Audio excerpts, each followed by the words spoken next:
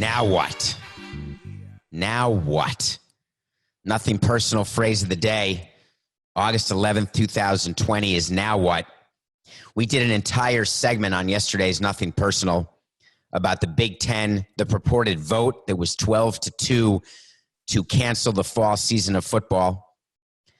We said that Nebraska and Iowa had dissented. We went through Jim Harbaugh's statement saying, why can't everyone do what we did?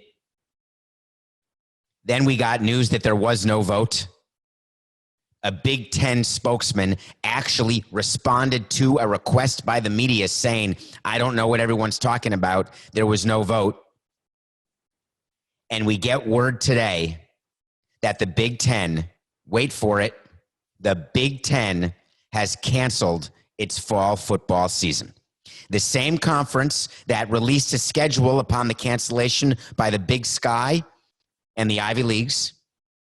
The same conference that has coaches swearing up and down that football is safe.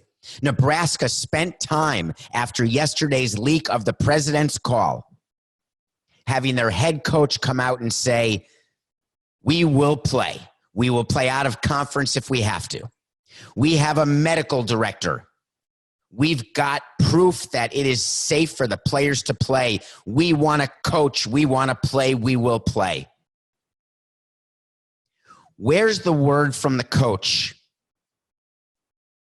about the reality of fall football, the reality of life on campus, the reality of what's happening with COVID? This is not, again, me saying I don't want college football. I want to be able to watch the Badgers play. You know I'm a Badger. You know I want to see Michigan lose every game they play, and Ohio State, and Nebraska. I guess I have to root for Rutgers because I like Jonathan Holloway. But explain to me how, in good conscience, Jim Harbaugh and Scott Frost say what they said knowing that their own presidents had just voted. Scott Frost knows his president voted to play, so he felt it was open season. But Jim Harbaugh knew that his president voted not to play. And then he comes out with his own statement. What is the message to the players? Why is there so much confusion going on? Because there's not enough communication. When you are running a college football program, I don't care if it's a $1 million program or a $1 billion program. I don't care if there's boosters who give you $10 million a year to hobnob in the locker room after a game or $5 million to put their name on a water cooler. When you're dealing with health issues, the players come first and they don't always know what's best for them. By definition, you are their parent. The president of a university has the responsibility to take care of all of the students, not just the football players, to take care of the professors. I don't understand why people think dividing and conquering works. Oh, you know what, Coca? I know exactly why coaches think dividing and conquering works. Because they believe that if they can have the last word, that they can then influence players and boosters and the public enough that presidents of universities will be swayed by that drivel. It's not going to happen. When you ascend to that level of leadership, page 2 of the leadership handbook is that sometimes you're forced to make unpopular decisions in the best interests of the people for whom you are making the decision. Page 1 of the leadership playbook is that you learn both sides of an issue, no matter if it's a marketing issue, a sales issue, a finance issue, a health issue. You learn both sides of the issue. You then speak to your inner circle. Then you make a decision. Then you stand by that decision. The Big Ten presidents got on a call, and I'm going to say they did vote 12-2. Right away, Northwestern, a school I know very well. The president of their school is a man named Morty Shapiro. Morty Shapiro is an eccentric, eclectic, brilliant president who runs one of the top schools in the country. He immediately came out as chairman of the Big Ten Council of Presidents and said our primary responsibility is to make the best possible decision in the interest of, is this a joke, Coca? Hold on. Okay, who's going to believe this? Here's how this worked. I just told you what I think presidents do. Then Coca drops a quote in the show of a statement that Morty Shapiro just made. You can't make this up. Our primary responsibility, Coca, is this real? This is it, right? Okay, we're going with it. Our primary responsibility is to make the best possible decisions in the interest of our students, faculty, and staff, said Morty. The mental and physical health and welfare of our student athletes has been at the center of every decision we have made regarding the ability to proceed forward, continued the Big Ten commissioner. As time progressed and after hours of discussion with our Big Ten Task Force for Emerging Infectious Diseases and the Big Ten Sports Medicine Committee, it became abundantly clear that there was too much uncertainty regarding potential medical risks to allow our student athletes to compete this fall. Let me just say this. Ever heard of Eduardo Rodriguez, the pitcher for the Red Sox, who got COVID and he's out for the season because of myocarditis, enlargement of the muscle of the heart? There's a possibility that people who suffer from COVID could end up having myocarditis. That's not the sniffles, folks. That's not sneezing and coughing. And all the people who made fun of me here at Nothing Personal for telling you that the college football season was not just in jeopardy, but was very unlikely to happen, was not me having a self-fulfilling prophecy. It was me reading, studying, listening, thinking, imagining what it is to be a president, thinking what I would do with my players, with my students, what I would want done with my children. It's not even a question. The conferences who continue to come out, forget Nebraska. I don't even want to talk about Coach Frost. He's an embarrassment. Can you imagine? Let's watch this. Let's watch this play out. So the Big Ten cancels its football season, but Nebraska, because in their inimitable brilliance of wanting to do what's right and safe, thinking that the best place for a player is in the football stadium on the field. First of all, that coach doesn't know one thing about anything. The expression we used to say, this is going to have to be bleeped, Coca, but we're saying it because I want you guys to hear. When Mike Hill and I, or Larry Beinfest and I, the president of baseball operations with whom I worked, we would talk about certain agents or certain players or certain other team presidents or certain things that would go on. And we would say, he doesn't know shit about shit. And the reason why that's such an apt statement is that when you've got a coach coming out, following the lead of his players who are kids, forget the fact that they get millions of dollars when they're drafted. Forget the fact that they're on national TV. Forget the fact that people on campus think they're role models. Forget the fact that everyone wants to be like them, look like them, be a part of their lives. They're kids. And for them to come out and say, and I don't know Trevor Lawrence, I admit it, but he comes out and talks about what I discussed yesterday, that being on campus in football is the best thing. The job as president and as commissioner is not to pay 1 ounce of attention to statements like that. Scott Frost, what are you going to do? Come on the show. Make a statement now. Give an interview right now. Go on a network. Tell me what you're going to do with your Nebraska students after your conference voted 12-2 not to play. I want to see it. I want to see you speak to the parents of the kids. I want to see it.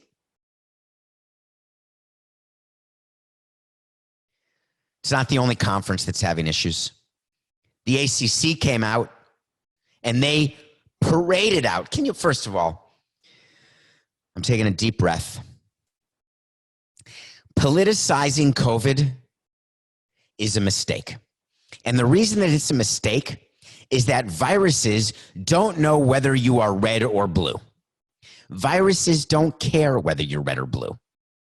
Viruses don't care about a re-election cycle. They don't care one iota about TV deals, sponsorship deals, merchandise deals, draft priority, slotting, free agency.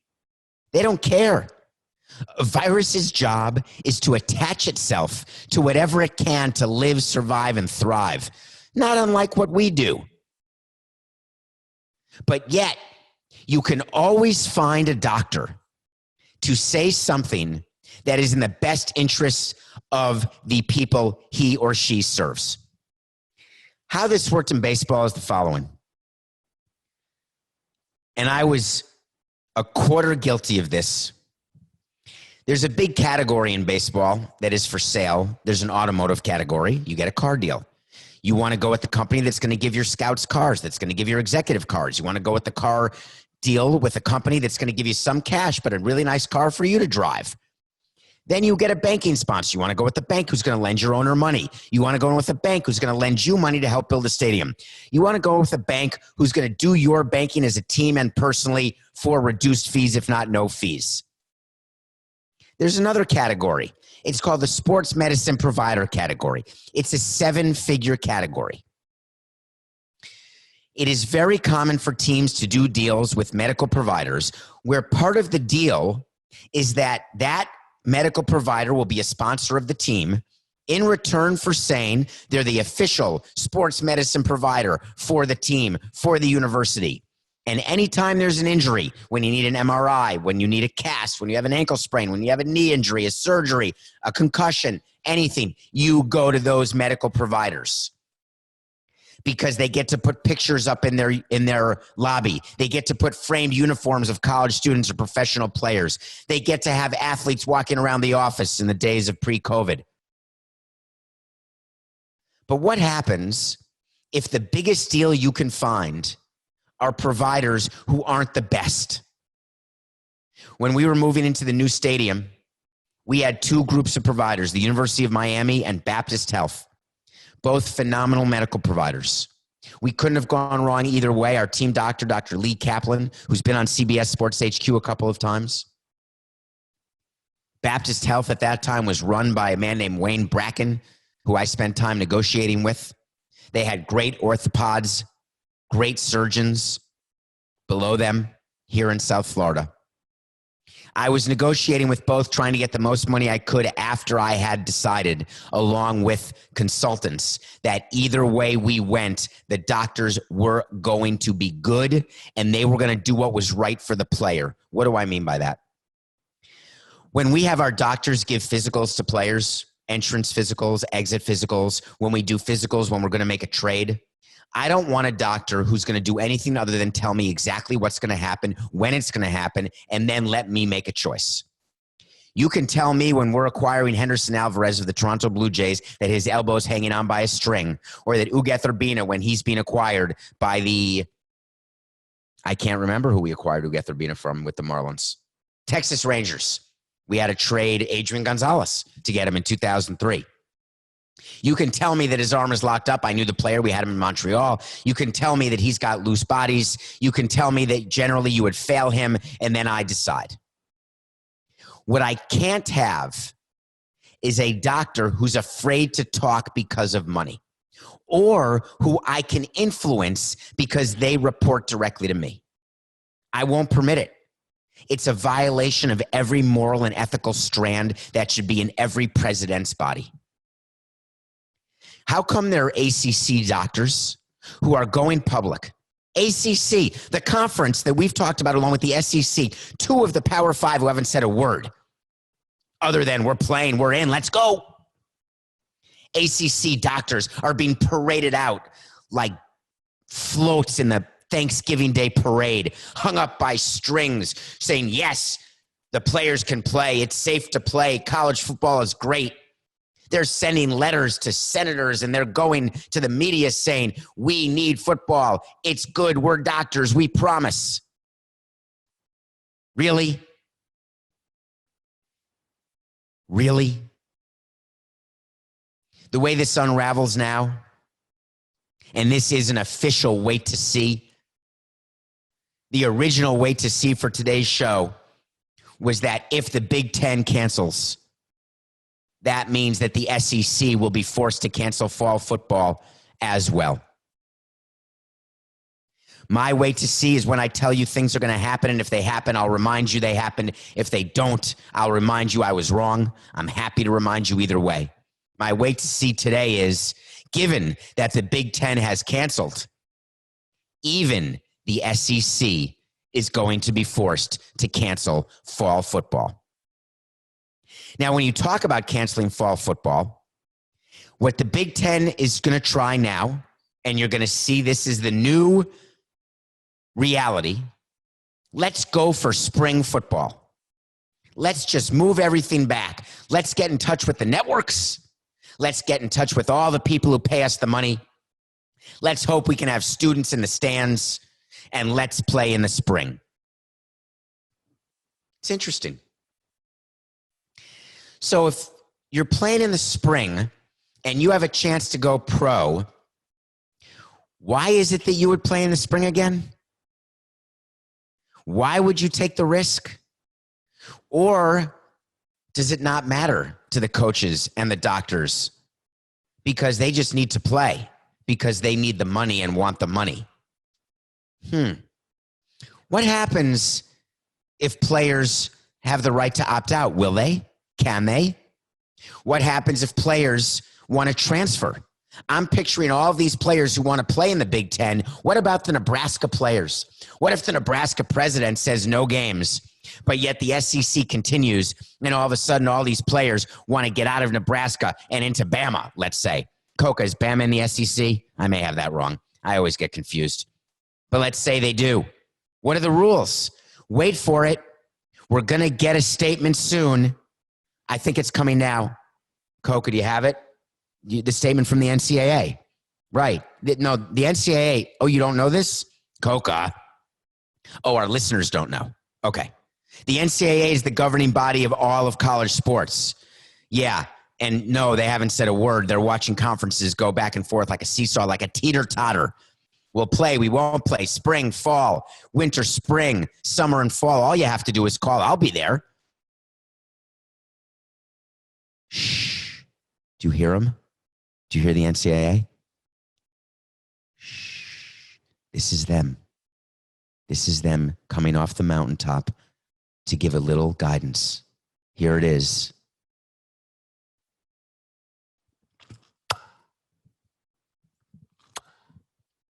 That's their guidance.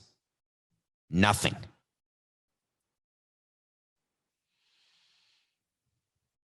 What about the players in Major League Baseball who keep going out at night? You know they were going to go out at night. Yesterday we talked about Zach Plesac. He was out in Chicago, got sent home. And I said, well, he may not miss a start. He can start when the Indians return, but he's going to miss the series in Chicago when he wasn't supposed to play. Well, wouldn't you know that word came out late yesterday that Mike Clevenger, yes, the number 2 starter behind Shane Bieber, Mike Clevenger of the Indians, was with Zach Plesac when they went out Saturday night. Teammates went out together? It's unheard of. That would never happen. Not during the time of COVID. Not when you're on the road in Chicago. Don't be ridiculous. Yep, Mike Clevenger went out with Zach Plesac. The Indians found out, and they sent Clevenger back to Cleveland to quarantine. But guess what? He's missing a start. Guess what I'm doing if I'm the president of the Indians? I am fining him 1/13 of his prorated salary, thinking that he is missing 1 out of his 13 starts for behavior becoming unbecoming of a major league player. Oh, there's a collective bargaining agreement. There's a maximum amount of a fine that a team can impose, and players do that with their meal money. They laugh. I wonder if Clevenger's laughing when he has to tell his teammates who are all hitting 196 with the worst batting average in Major League Baseball, and I'm totally making that up, but I think I'm right, that their team batting average is 196, 30th in the league. Their pitching has been tremendous, which is why they're even in the American League Central race, trying to keep up with Minnesota. Little bit of Chicago. Clevenger has to look at his teammates. Plesac has to look at his teammates. But do you think his teammates are going to get on him? Do you think his teammates are going to say, hey, man, that's just wrong. That's wrong. You're selfish. Teammates aren't going to do that because they all live in the same glass house. The only way to stop players from going out on the road is to put them in a bubble. Hard stop. Period. End of story. I don't feel badly for Cleveland. I really don't. I really don't. So, what am I doing as president of a Major League Baseball club when I've got two teams that have missed a lot of the season with an outbreak? I've got two players who are going out getting caught that I'm forced to quarantine. I've got uncertainty regarding my team going forward. I've got to sit with my team on a daily basis and try to remind them, and it makes me feel crappy because I feel like I'm talking down to the players, and I don't ever want to do that. I didn't like doing that. I don't like treating them like children. I want to treat them like men because they're men. I don't want to be their parent. I want to be their leader.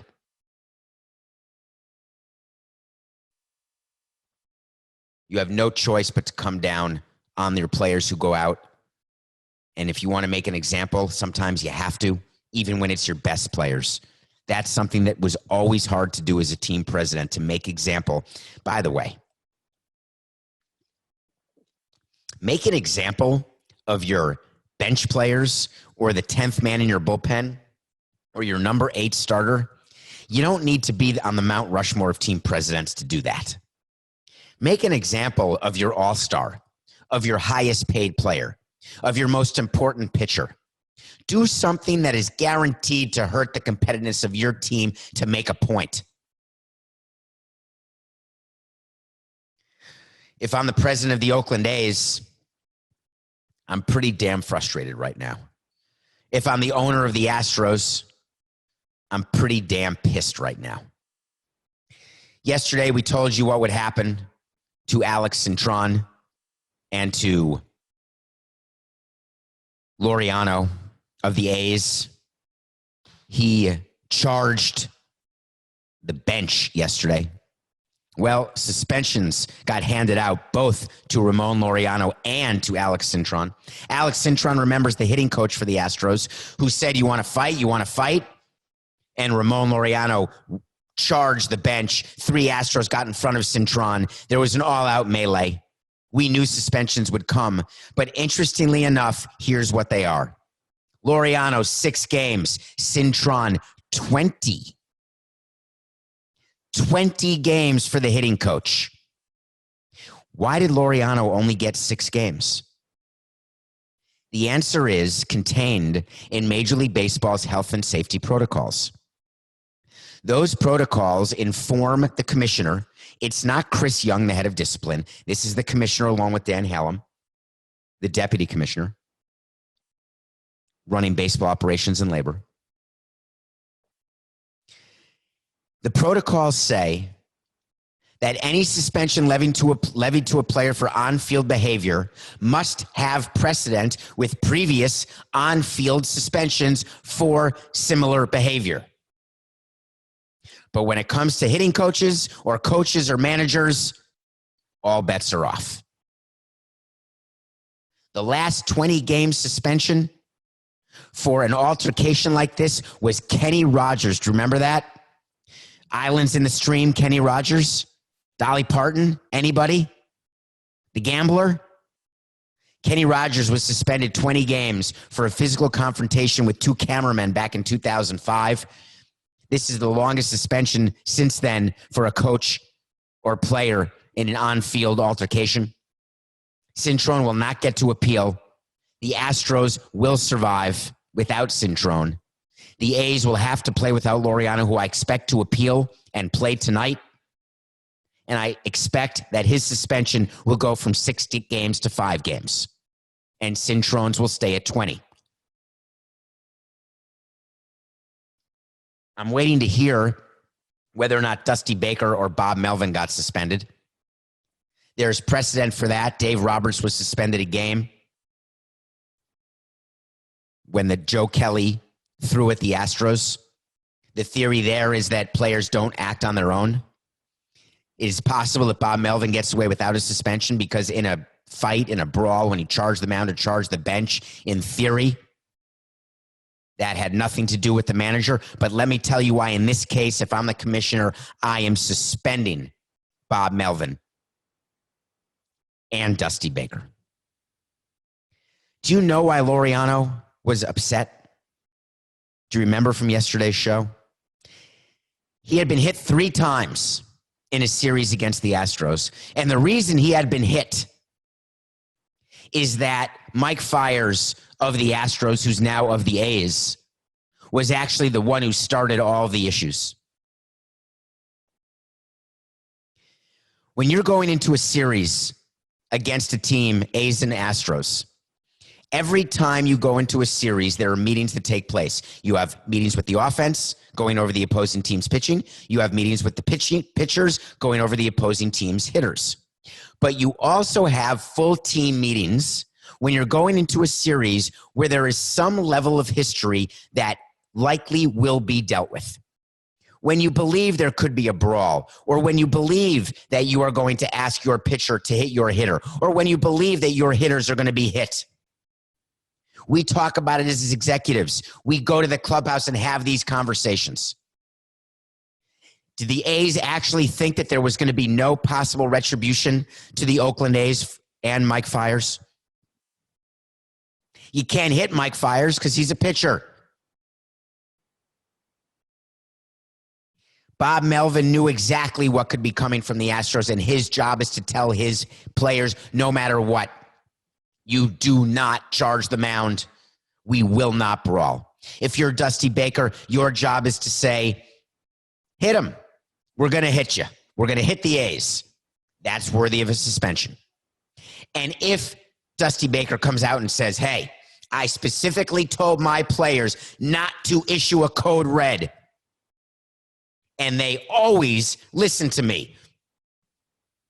But if they always listen to you, then why was the code red given? Anybody? Rob Reiner, A Few Good Men, Jack Nicholson? That's real. That actually happens in baseball. When you talk to your players and you tell them what's going to happen and you expect them to listen to you. And when they don't listen to you, you know that you shouldn't get in trouble, but you're still going to. The A's-Astros situation could have been avoided, and it wasn't, and it's unfortunate. And we only can cross our fingers and hope not only that there was no COVID spread, but that maybe the Astros situation is done. They took care of Fiers. They took care of the Astros, the Dodgers did. Maybe the Yankees and the Red Sox will have something to say when they play the Astros. I'm hoping not. I should have had this information for you, and I apologize. I don't know whether the Yankees have played the Astros yet.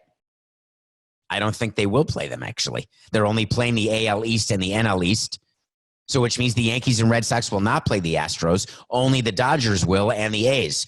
So this may continue into next season should there be an opportunity for the Yankees or Red Sox to play the Astros. But for now, you just saw my whole thought process, by the way. If you're watching on YouTube on Nothing Personal with David Samson video channel, then please subscribe. You just saw how my brain works. I talked myself through it.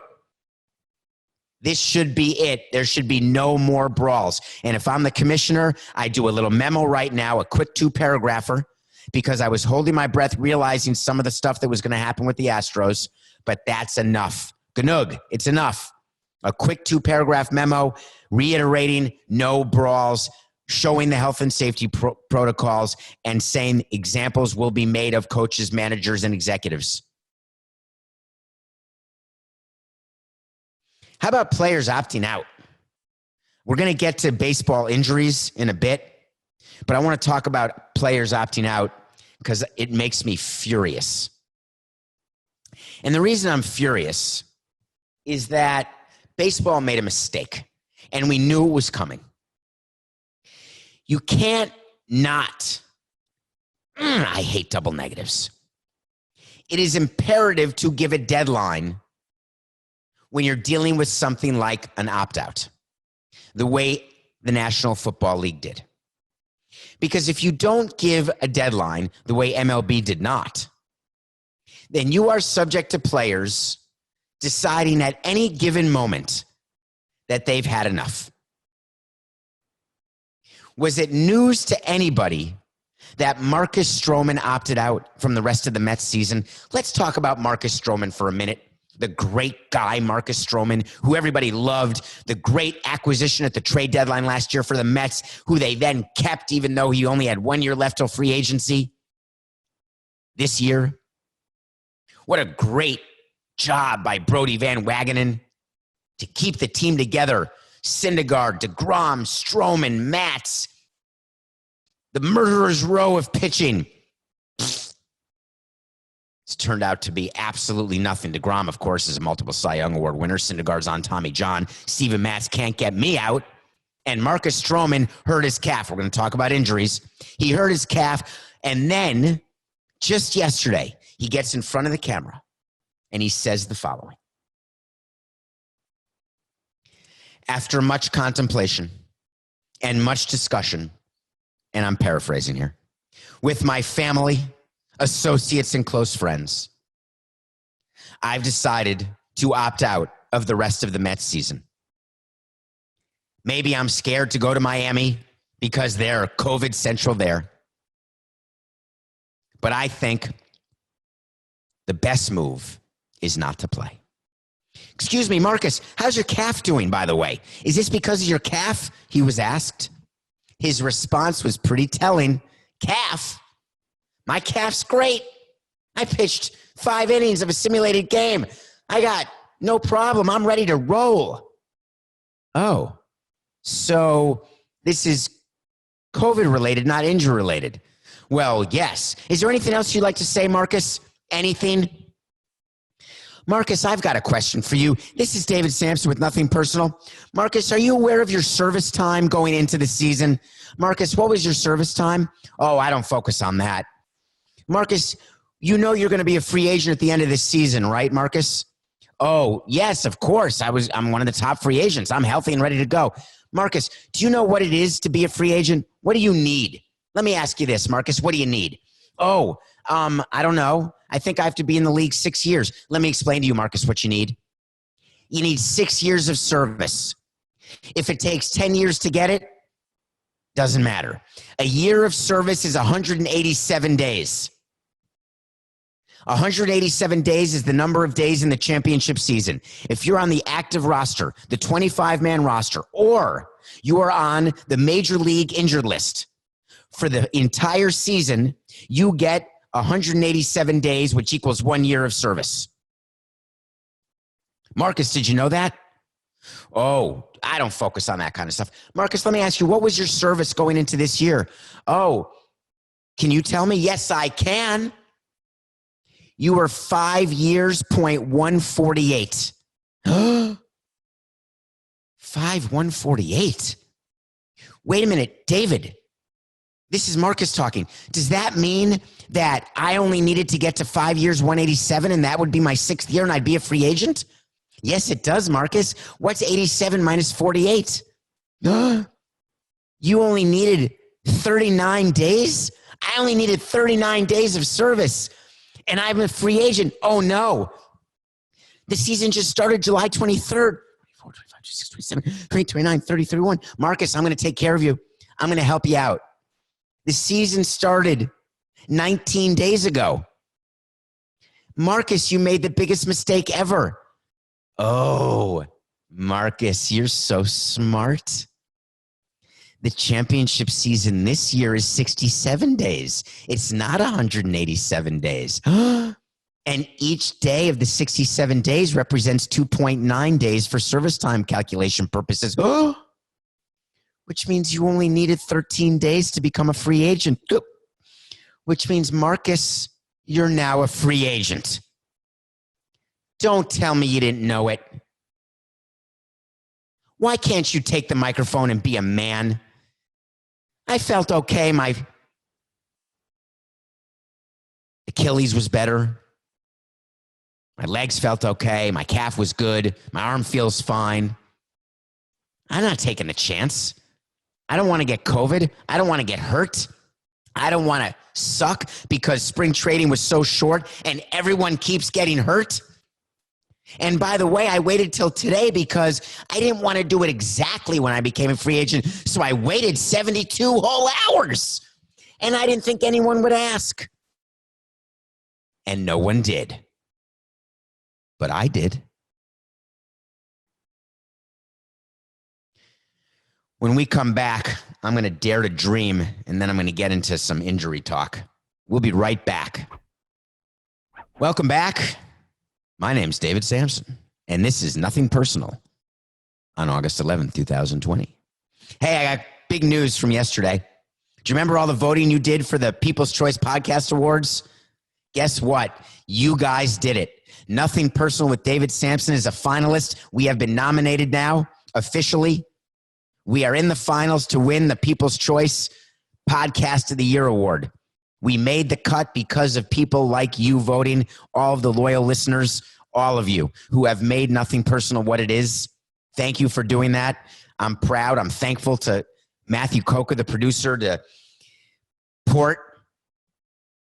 I call him Port, so you can call him Port, who gave this show the green light. All of CBS, who white knuckles it every day. To all the people in the podcast department, from Eric K., not that Eric K. from the Angels, a totally different Eric K. The only thing he deals is with podcasts. Other people who have worked with Mike, those videos that you see on Twitter are done by Greg. We've got Mikey, we've got Eric, all led by Coca, who produces this every day. Without them, you guys have no show, mostly without Coca. I'm just here. He winds me up every day. And the loyalty that you've shown got us nominated to be Podcast of the Year. And I will give you my acceptance speech right now saying it is a thrill to be nominated. I don't care if I win. And then I'll tell you my toes are crossed. I'm always honest with you. And being nominated is not enough. I want to win the whole goddamn thing. I am not going to come on here and say, oh, it's so great to be nominated. It's all I could ever want. No, I want to win. But if I don't, I'll promote the fact that I was nominated, that we were nominated. It's definitely not I. It's Nothing Personal, the group, me and Coca, and the other people who buttress this show. But yeah, but it's out of your hands. There's no more voting. Now it's a committee of people who will listen to each of the final nominees and then make their decision. Of course, I have no idea when, but we'll stay in touch. So with everything going on, as you know, part of Nothing Personal, I'm still going to watch a movie every day. And I watched a movie. It's a brand new movie. I spent $19.99 to watch a movie called The Secret, Dare to Dream. It's like based on the self-help book that was made famous when Oprah Winfrey made it like the book of the day or the book of the month or the book of the year. And it's got all these platitudes about self-love. And, hey, if you want pizza, then just close your eyes and say pizza. Put it in the universe and you'll get pizza. You want a pony? Don't you worry. I want a pony. You want a pretty little pony? The movie called The Secret Dare to Dream is with Tom Cruise's third wife, ex, Katie Holmes. It's with Josh Lucas from Sweet Home Alabama, who I loved in Sweet Home Alabama.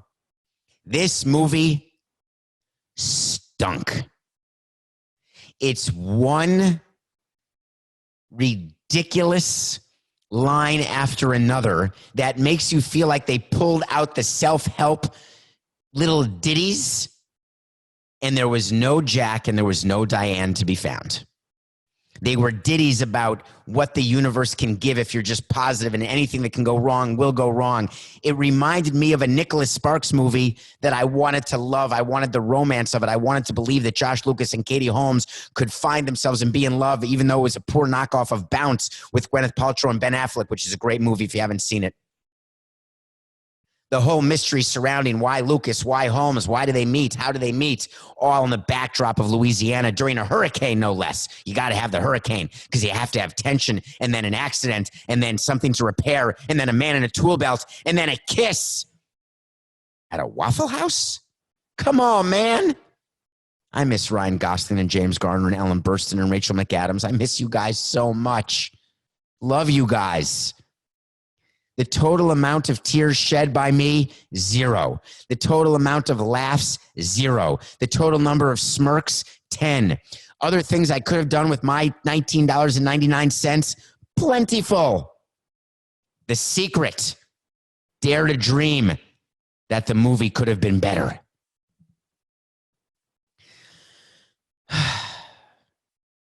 Nothing personal, pick of the day. I lost yesterday. I'm sorry. I try to pick a game that makes sense to me. Dustin May, I keep forgetting that betting in the time of COVID is hugely problematic. But I will mention this. Dustin May pitched a hell of a game, but the Dodgers lost to the Padres 2-1. I'm now 3-6. Guess what tonight is? Please watch the first game in Buffalo since 1915. It's the first one. The first professional game, I mean, of course. The Marlins are playing the Blue Jays. Ryu, their new free agent acquisition, is starting for the Blue Jays. These are two franchises who have great stories this season. The Marlins are still in first place in the NL East. The Blue Jays have been on the road and will continue to be on the road because their home games are now in Buffalo. I like the fact that they just put Blue Jays logos everywhere. They're in Buffalo. I like Buffalo. It's fine, but it's not Toronto.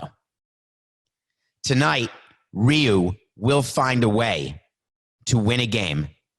Some of the luster will fall off the Marlins as they lose the adrenaline from their return to play in that great 4-game sweep of the Orioles and then winning the first game of the Mets series before they lost the last two. They will come down to reality. The Blue Jays will believe that they've clicked their heels and that there's no place like home. Blue Jays, nothing personal, pick of the day. I want to end the show with another comment on injuries. And the reason I keep bringing it up is that not enough people are listening and decisions are being made not in the best interest of the player and not in the best interest of the business. And when you, as a team president, can find a way to make a decision that's both good for business and good for the player, that's sort of a no-brainer. That's the non-Mount Rushmore decision-making tree from page 12 of the Leadership Handbook, that when you can do something that's actually good for everybody and for money, you do it. It's when it's good for money and bad for people, or good for people and bad for money, that you actually have to start earning your salary as team president. Just yesterday, Madison Bumgarner, pitcher, free agent acquisition, who I told you last year on Nothing Personal and on the Q that Bumgarner was nothing but a middle-of-the-rotation guy. Not old, but he's just thrown a lot of pitches. He's been less than a batting practice pitcher so far this season. The Diamondbacks are despondent beyond repair. But what do you do when your best free agent signing can't get anyone out? It's simple. You put him on the IL, the injured list. Bumgarner had back spasms. He's on because of his back. What do you do if you're the Tampa Bay Rays and you're counting on Charlie Morton to get you in front of the Yankees to catch the Yankees? What do? You pitch him until he stinks, and then, shoulder. His shoulder hurts. He's on the IL. Giancarlo Stanton strained his hamstring, grade 1 strain. Aaron Boone came out and said 3 to 4 weeks for Stanton. A terrible blow for the Yankees. They should be able to survive it, but having him in the lineup makes it better. There have been 56 pitchers put on the injured list since the season started, not for COVID reasons. Does that mean anything to you? Well, let me give you context. In 2018, the number was 18, let's say. In 2019, the number was 24, let's say. Pick any two numbers you want for 2018 and 19 after regular spring training. Add them up, and they won't get you to the 56 pitchers on the IL right now. This is bad for business. Rushing to start playing, going through a quick spring training, doing live BP immediately, having these pitchers, because every game is 2.7 games, having them go deeper than they should, having them get hot, which is the expression for being ready to go, faster than they needed. You're going to get injuries to the shoulder, the elbow, the head, the shoulder, the knees, the toes. That's bad business. I told you about the sheet I had with disabled list, which was then called the DL. Now it's the IL. The list of money being paid to players not to play.